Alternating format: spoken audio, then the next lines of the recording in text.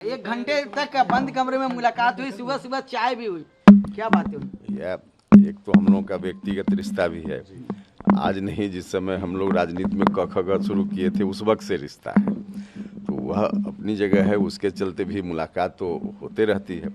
बाकी एनडीए में घटक दल के रूप में हमारी पार्टी भी शामिल है।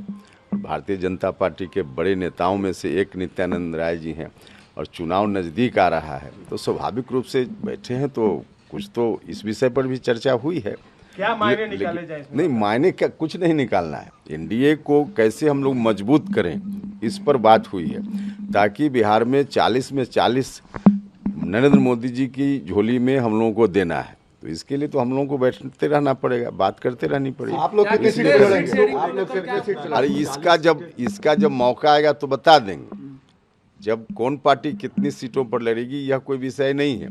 40 एनडीए लड़ेगा, यह तो तय है। जीतेगा कितना? 40 में 40 हम लोग जीतेंगे, और उस हिसाब से हम लोगों की स्ट्रेटजी बन रही है, देखते जाइए। लेकिन जेडीयू को देखा जाए, आरजेडी को देखा जाए, वो तो लंबा लंबा कार्यक्रम। भैया जेडीयू आरजेडी में आरजेडी की बात थोड़ी कर सकते हैं आप। जेडीयू का कहाँ कोई सवाल है कि आप लोग झूठे जेडीयू कर रहे हैं। जेडीयू तो अब बिल्कुल समाप्त पार्टी है ना।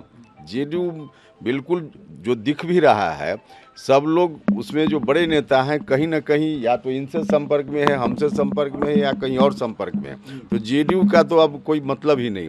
आरजेडी है तो आरजेडी अब विपक्ष की पार्टी है केंद्र के हिसाब से, तो अपनी स्ट्रेटजी वह भी बनाएगी, उससे हम लोगों को क्या लेना। बड़े नेता मतलब कौन?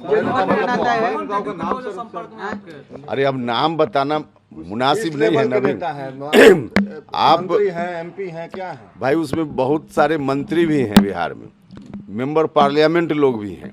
अब इससे बड़े नेता की बात अब नाम कहिएगा सीधे तो बताना मुश्किल। टूट तय है जेडीयू में टूट क्या? जेडीयू बिल्कुल अब समझिए कि एक तरह से समाप्ति के कगार पर जेडीयू खड़ा है। अब जेडीयू कोई फैक्टर ही नहीं है। भीम संसद बुलाया है नीतीश जी ने आज। अरे उस सब का कोई अर्थ नहीं, कोई संसद बुला लें उसका कोई मतलब नहीं, इसलिए जेडीयू का नाम मत लीजिए। आरजेडी ठीक है, आरजेडी से हम लोग मुकाबला के लिए तैयार हैं। हाँ, लग रहा है नीतीश जी अम्बेडकर 2 बनने की कोशिश कर रहे हैं।